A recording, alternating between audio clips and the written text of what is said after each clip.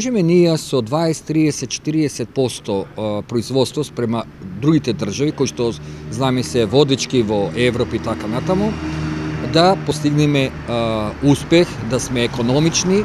Значи времето кога мако ќе се произведеше, па со тамчињата, со камиончињата се одеше низ цела Југославија, поранешна Југославија, СФРЈ, зборувам, помина.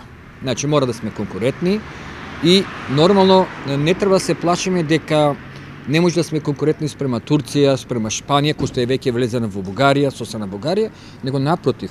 Јас велам, може да сме конкурентни затоа што први и основно имаме убава клима, имаме плодни почви, а исто така сме многу близко до пазарите како што се Грција, Бугарија, Албанија, Србија и така натаму, значи многу ефтино ќе кошта транспортот спрема Шпанија, да речеме, да ја земеме од едната страна, и само треба да се фокусираме на правилно производство, на правилна примена на помошта на субвенциите од страна на државата и нормално да се слушаат стручњаците од секоја област.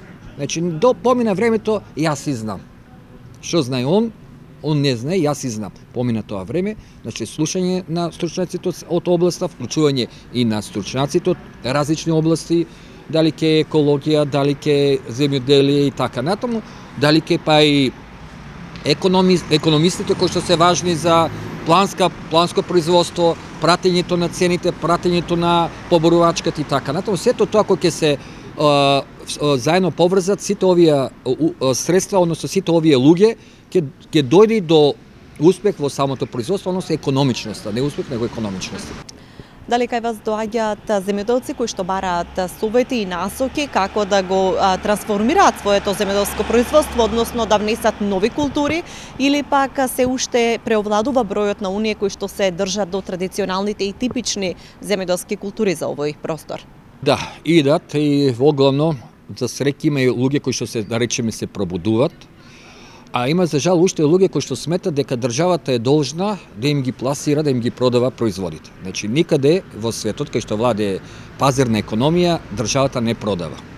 Државата ги дава условите, односно поволностите во самите услови, а всушност земјоделците треба самите да се потрудат преку, еве, реков, агроберза на нашата држава, на Република Македонија, да извозат, али нормално квалитет.